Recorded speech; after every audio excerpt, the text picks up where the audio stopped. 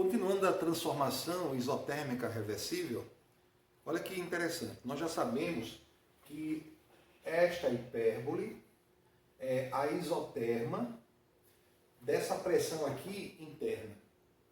Então, vamos ter aqui pretendemos ter aqui uma expansão isotérmica. Monitorando o gás ideal aqui dentro, com pressão P1. Então, nós sabemos que ao expandir isso aqui isotermicamente, essa pressão P1 cai a P2 e o volume vai de V1, que é esse volume, quando expandir, vai a V2. Então, vou até colocar aqui o sentido dessa transformação aqui, ó. Tá? Então, este monitoramento aqui é da pressão interna. O que é que nós queremos? Nós queremos saber qual o trabalho máximo que nós podemos extrair desse sistema. Na aula anterior, nós percebemos que se eu conseguir uma expansão que vai gerar um trabalho onde essa expansão ela aconteça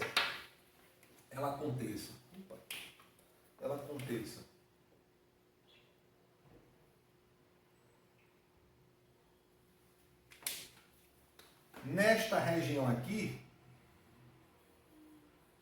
onde eu tenho aqui essa área, onde essa variação aqui seja uma variação infinitesimal do volume, se a gente conseguir, onde essa expansão aqui aconteça numa região muito pequena aqui, ou seja, uma variação aqui muito pequena, isto aqui vai ser um exemplo, né, de uma etapa, de um estágio, onde vai acontecer aqui uma expansão, né, uma expansão aqui, como esse retângulo aqui ele é infinitamente pequeno, tá? Nós vamos ter que a área desse retângulo vai ser essa altura aqui, esta altura aqui vai ser exatamente, ó, essa altura aqui, ela vai ser exatamente uma pressão igual à pressão interna. Então eu vou colocar aqui como sendo P, e quando tiver essa altura, o volume aqui vai ser V. E para cada altura de um retângulo desse, aqui eu só fiz um exemplo de um retângulo, mas eu posso ter, por exemplo, aqui um outro retângulo, como exemplo. Novamente, a área desse retângulo aqui vai ser o trabalho realizado, tá, numa variação de volume também dV. Agora imaginemos infinitos retângulos desse, variando de V1 até V2. Tá? Imagine começando exatamente o retângulo aqui, o primeiro retângulo, cujo volume inicial da expansão vai ser exatamente, né, o volume inicial vai ser V1 e a pressão inicial vai ser P1 e a área desse retângulo também,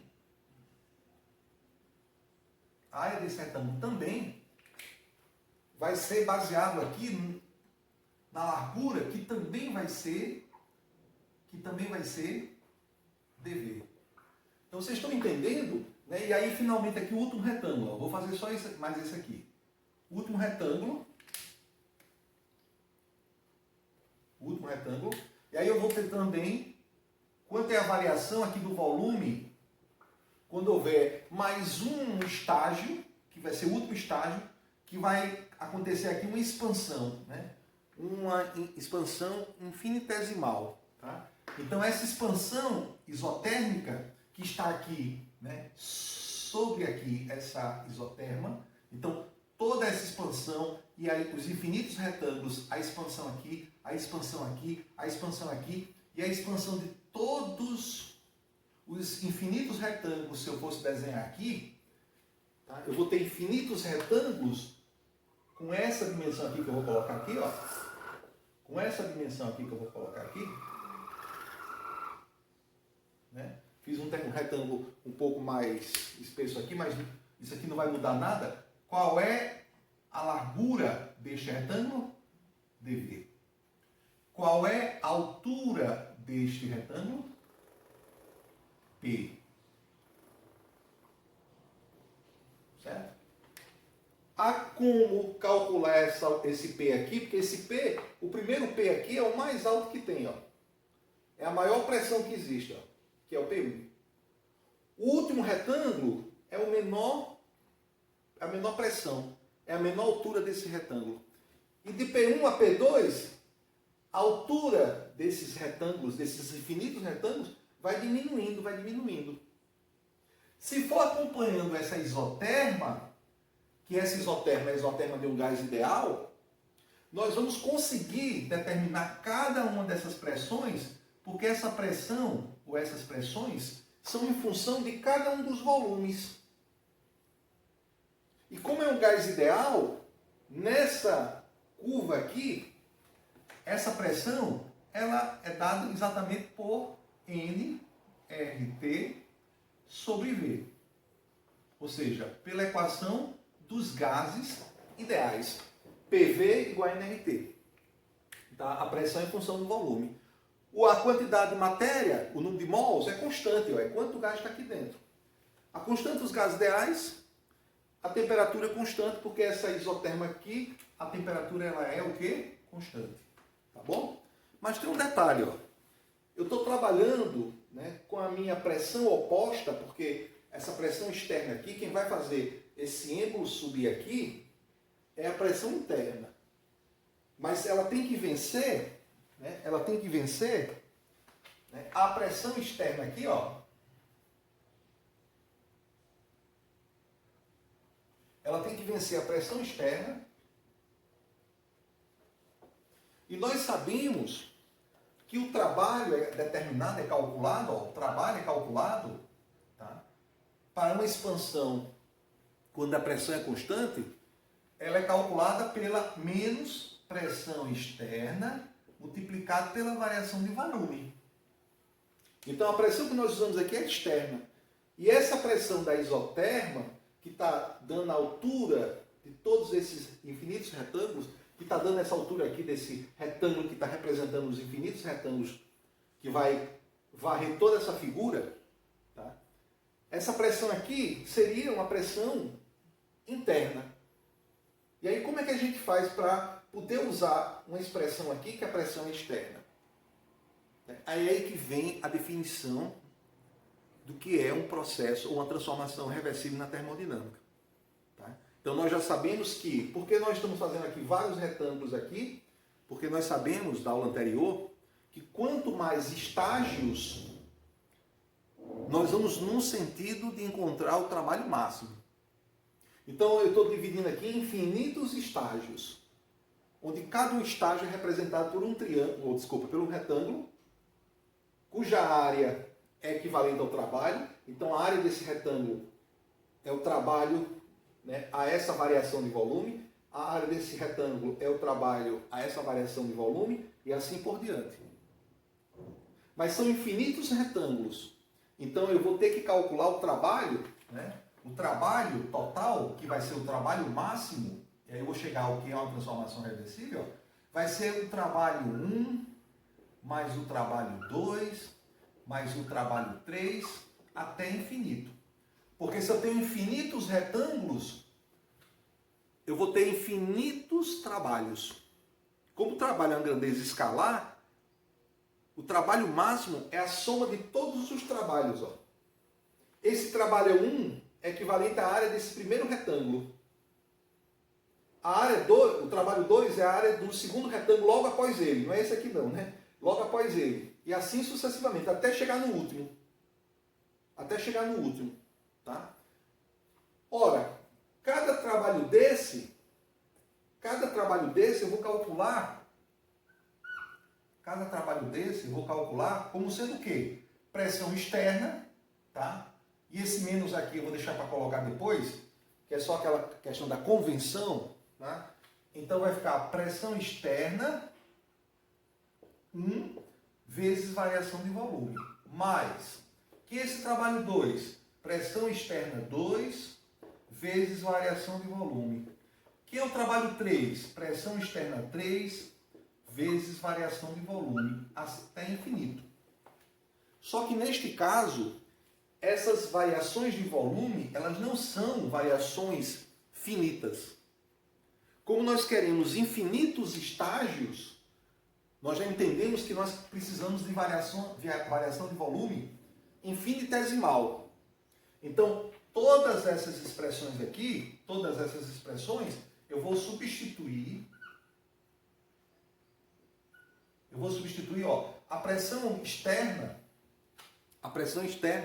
ela vai ser a pressão externa vezes dV, mais pressão externa 2 vezes dV, mais pressão externa 3 vezes dV. Tá certo? Então eu vou ter que somar até o infinito esses produtos. Mas quem é pressão externa 1, quem é pressão externa 2, quem é pressão externa 3? Para que eu tenha o trabalho máximo, a pressão externa ela tem que ser igual à pressão interna. Para que eu consiga o trabalho máximo e que eu consiga varrer toda essa isoterma e que a área sob a isoterma, que é essa área embaixo aqui, seja exatamente, tá, a área completa, que seria a área máxima dessa figura, eu tenho que ter a pressão externa igual à pressão interna. Portanto, para que eu tenha uma transformação reversível, é necessário que eu tenha um equilíbrio, olha que interessante, um equilíbrio mecânico. Primeira coisa importante. Esse equilíbrio mecânico quer dizer o quê? Que a pressão externa é igual à pressão interna. Tá? A pressão interna, eu vou chamar aqui de pressão interna, eu chamei aqui de P1, mas esse P1 aqui é para essa situação. Eu vou chamar só P. Onde P, eu vou colocar pressão interna. Pronto, pressão interna. Tá certo? Que vai variar de P1 até P2. Então, ó, nessa situação aqui, alguém pode pensar, ora, se a pressão externa é igual à pressão interna, não vai ter, né, movimento do pistão, do êmbolo. O êmbolo não vai subir, não vai descer. Tá certo? Mas nessa situação limite, nós vamos imaginar que para que esse êmbolo consiga se elevar, a pressão externa ela precisa ser só um pouquinho menor do que a pressão interna. Quanto menor? Ora, né, está em equilíbrio. Mas eu posso perturbar esse sistema de tal forma que a pressão externa eu consiga tirar apenas um pequeno valor de pressão. Um valor de pressão infinitesimal. Quando eu tirar um pouquinho de pressão, aí o que é que vai acontecer? Ó, essa pressão externa vai ficar menor do que a pressão interna. Nessa situação limite, a pressão externa está se aproximando aqui no limite da pressão interna. E aí eu vou ter todos os retângulos indo até a isoterma. Quando eu faço isso também, além de eu ter um sistema ideal, então essa possibilidade aqui da transformação reversível é uma situação ideal. Isto é uma situação teórica. Eu vou conseguir reproduzir isso no laboratório? Não. Eu vou conseguir reproduzir isso numa máquina térmica real? Não. Então, no limite, isso aqui pode acontecer. Quando isso acontecer, esse êmbolo ele vai avançar, ele vai subir, ele vai se elevar, elevando essa massa, né, essa massa aqui, M, apenas a uma altura que eu vou chamar o quê? DH. Então esse êmbolo ele vai subir só DH. E cada dH que ele subir, ele vai fazer o volume aqui variar dV. E aí eu vou ter variações de dV passo a passo, lentamente. Então, para que eu tenha uma transformação reversível, eu tenho que ter uma transformação, né, lentamente. Variando dH, a pressão aqui externa diminuindo dP, o trabalho sendo variando, né, dH. Então, tudo de forma infinitesimal. Tá bom? E aí, resultado, a variação do volume só vai ser dV para que eu tenha esses retângulos infinitamente pequenos. Mas, né, o menor possível, desde que a largura dele seja, né, infinitesimalmente pequena. Então, nessa perturbação aqui, né, o que é que a gente percebe? A gente percebe que se o êmbolo sobe dH, e se o êmbolo sobe, né, ou melhor, se o êmbolo desce dH, se a variação de volume é dV para cima, expansão, e se a variação de volume depois vai ser dV, né, menos dV, uma compressão infinitesimal, o que é que vai acontecer? Nós percebemos que esse sistema, ele se mantém no equilíbrio termodinâmico. O equilíbrio termodinâmico, formado pelo equilíbrio mecânico mais o equilíbrio térmico, porque nós sabemos que aqui eu vou ter uma transformação isotérmica. Eu vou ter uma transformação isotérmica. Ó. Então a temperatura aqui não vai mudar. A quantidade de calor que é fornecida aqui, ela não será capaz de produzir aumento da energia interna, aumento da agitação molecular, aumento da temperatura. Então, nesta transformação reversível, que é uma transformação ideal, tá? Nós vamos ter uma quantidade de calor aqui que entra e ela vai ser transformada completamente no trabalho. Um trabalho que vai variar lentamente, né, em várias infinitas variações de volume dV, que eu representei aqui nesse gráfico apenas um exemplo, 2 exemplos, 3 exemplos, 4 exemplos. Mas imagine que são infinitos retângulos entre o primeiro e o último. Tá certo? Consequentemente, para ter transformação reversível, tá? Que é uma transformação, como vocês entenderam, é uma transformação ideal, então a transformação reversível é uma transformação que? Ideal. E quando eu digo que é ideal, ela é o que, pessoal? Teórica. Ela é teórica. Tá? Ela não se reproduz no laboratório, tá bom?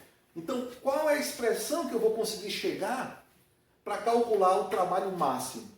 Porque, como eu vou fazer em várias etapas, em vários estágios, inclusive infinitos estágios, nós vamos conseguir que a pressão externa seja a pressão interna no limite e que as variações aqui sejam infinitas, de forma infinitesimal, infinitamente pequenas, dV, dH, variação infinitesimal do trabalho, tá? Se vamos conseguir que esse sistema fique em equilíbrio térmico, então, para ser uma transformação reversível, nós temos que ter também um equilíbrio térmico.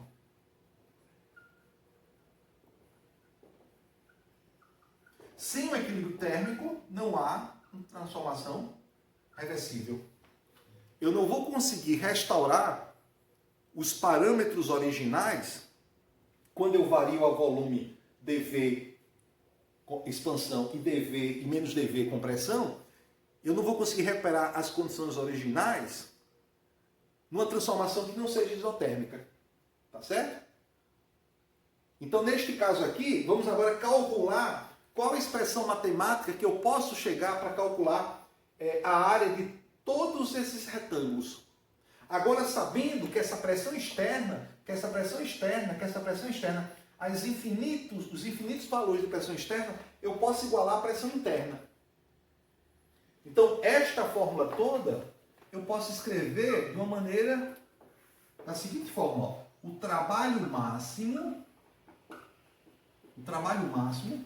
vai ser o quê? Ó? Vai ser a soma de todos os trabalhos onde eu vou usar agora a pressão P, que é em função do volume. Então vai ser a pressão P interna, que a primeira é P1, multiplicado por dV. Aí eu vou achar o primeiro trabalho, que é um trabalho infinitesimal, que seria um dW. Tá? O elemento diferencial do trabalho. Mas, aí o segundo aqui, eu vou achar uma outra pressão, que é a segunda pressão imediatamente depois de P1, que não é P2, porque P2 eu chamei a última, mas vamos supor que seja uma segunda pressão aqui, que seria, tá, por exemplo, uma P' dV, mais P2' dV, mais uma soma infinita até a P2, sim, dV. Certo? dV. Cada um trabalho desse, ou seja, cada um produto desse é um trabalho infinitesimal. Cada um trabalho desse aqui, ó, é um trabalho infinitesimal. E assim sucessivamente. Ó. Opa.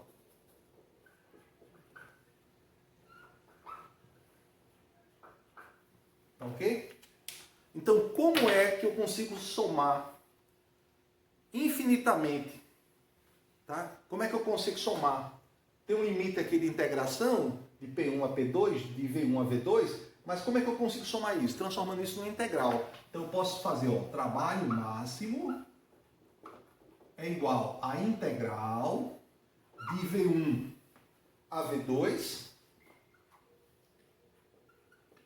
P, ao invés de botar P1, P', P2 linhas, P3 linhas, P4 linhas até P2, eu vou colocar P, que eu sei que é em função do volume, dV. Então aqui, integrar é somar. Somar de forma infinita. Porque entre dois pontos eu tenho infinitos pontos. Entre P1 e P2, entre V1 e V2, eu tenho infinitos valores de volume e infinitos valores de pressão. Entre P1 e P2, entre V1 e V2. Então, quando eu tenho uma soma infinita, eu tenho que usar a integral. Tá bom? Como é que eu faço isso? Olha, essa pressão aqui, eu já sei que é a pressão interna, que vai variar de P1 até P2. Que vai variar de P1 a P2 e que essa pressão aqui vai depender do volume V1 até o volume V2. E essa pressão interna é de um gás ideal. É de um gás ideal. E nós sabemos que a pressão de um gás ideal é PV igual a nRT, ou seja, a pressão vai ser nRT sobre V. Então eu posso substituir essa pressão aqui exatamente por quem? Por nRT sobre V. Tá? Então vai ficar, ó, trabalho máximo é igual a integral de V1 a V2. Quem é a pressão de um gás ideal? nRT sobre V. dV. Tá certo? Mesmo quem faz tempo que viu integral, ou por um acaso alguém não viu integral, né, vamos ver como resolve aqui, bem simples. E vocês podem fazer uma revisão sobre isso rapidamente. Existem aulas bem interessantes no YouTube, videoaulas, que vocês podem ver e revisar integral, tá bom? Mas aqui, ó, trabalho máximo vai ser igual, tá? Vai ser igual. nRT são constantes. A quantidade de matéria. E aqui, ó, no caso, o que é que a gente pode fazer aqui? Né? No caso aqui, a gente vai passei a parte constante aqui fora, ficou só 1 sobre V dV. Portanto, nRT, como são constantes, está aqui fora, eu vou ter que resolver apenas essa integral aqui, ó. Tá?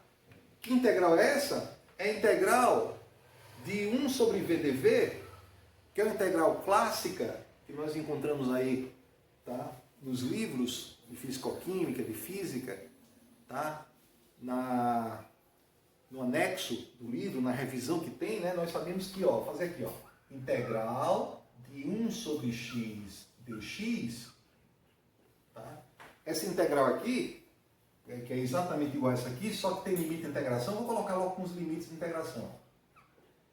Tá? Quando eu tenho integral de x1 a x2, 1 sobre x dx, isso aqui vai ser logaritmo neperiano de x2 menos logaritmo neperiano de x1.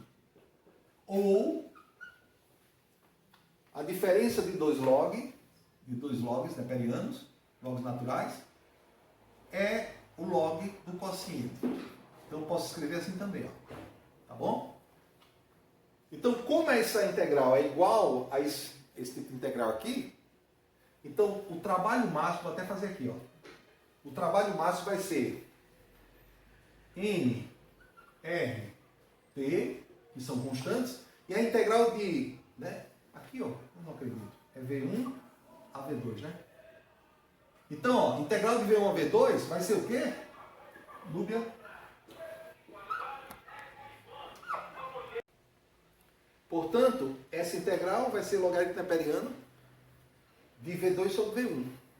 Então, esta expressão, que pela convenção, nós vamos colocar um menos aqui na frente, eu vou ter que trabalho máximo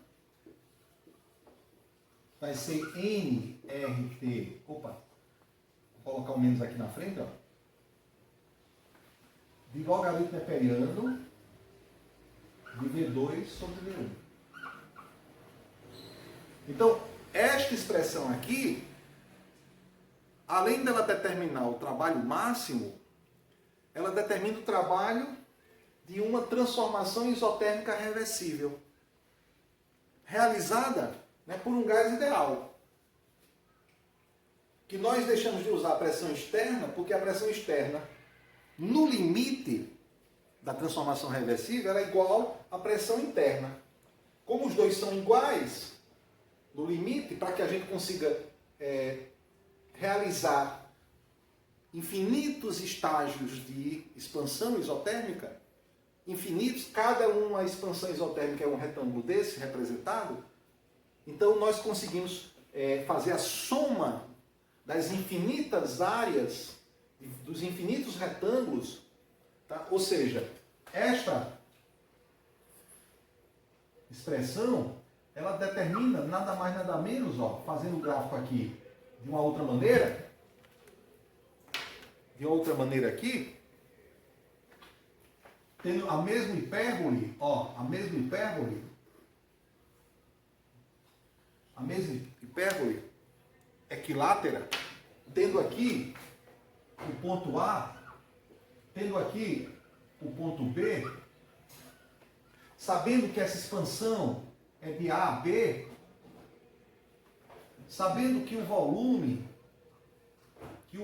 vai variar de V1 a V2, que a primeira pressão aqui é P1, que a última pressão aqui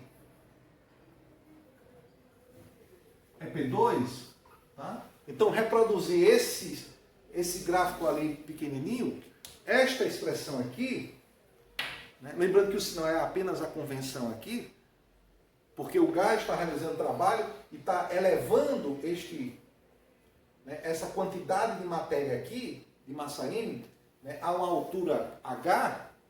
Então, em outras palavras, essa expressão aqui é nada mais nada menos que o cálculo dessa área aqui, ó.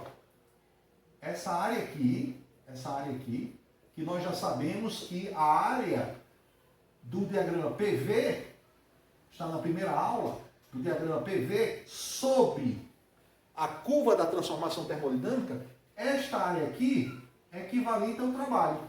E como é que se calcula essa área? A área de uma figura, tá? Essa área aqui que é o trabalho, é trabalho AB, essa área, como é uma área definida por uma hipérbole, se fosse uma área de um retângulo, base vezes altura. A gente já sabe, ó, base vezes altura. Se fosse a área de um triângulo, base vezes altura sobre 2. Se fosse a área de uma circunferência, πr ao quadrado. Mas é uma área aqui, digamos assim, regular, abaixo dessa hipérbole, de V1 a V2. Quando nós temos uma área desse tipo, nós calculamos pela integral. Então seria integral de V1 a V2 da função que descreve essa hipérbole de A a B. Que função é essa? É exatamente essa função aqui, ó, nRT sobre V. É a função P em função de V e dV. Olha, ou seja, a área dessa figura aqui, ela foi calculada.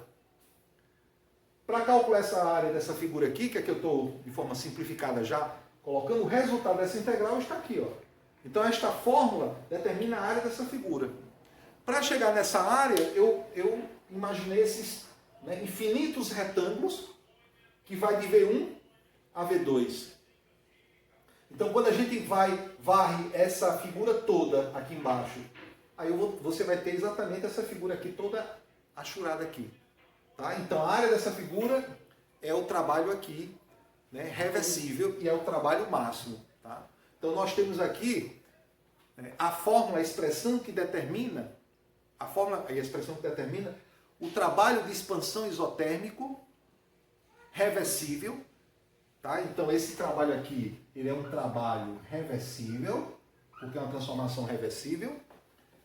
Ele é máximo. Tá? E a fórmula dele, ó, menos, porque está sendo produzido pelo gás, então o sistema está produzindo trabalho, está saindo para as vizinhanças, elevando esse peso aqui. E aqui eu tenho N, RT, logaritmo neperiano de V2 sobre V1. Tá?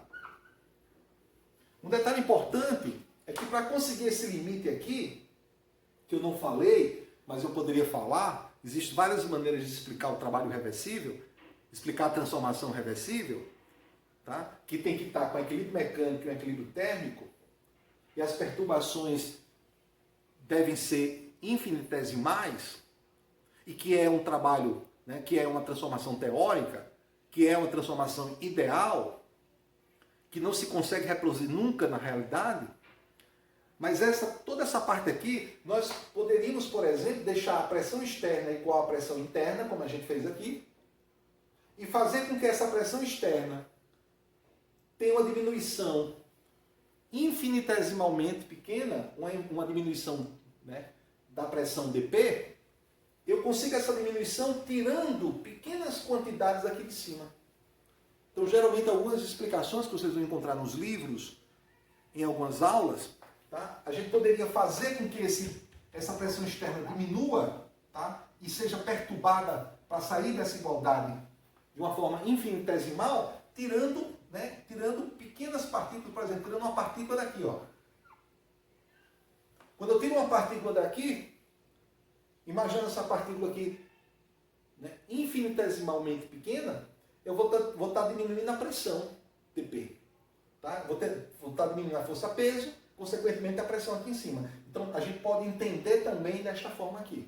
Tá certo? Então, transformação reversível é uma transformação importantíssima na termodinâmica, porque a partir dela nós vamos conseguir entender qual será o rendimento máximo de uma máquina térmica. E a partir da transformação reversível, né, vamos entender o que Sadi Carnot, o francês, o engenheiro Sadi Carnot, pensou, imaginou para se conseguir o rendimento máximo de uma máquina térmica. E ele conseguiu o rendimento máximo teórico a partir de transformações reversíveis. Na próxima aula, vamos juntar tudo isso e vamos apresentar o enunciado da primeira lei da termodinâmica.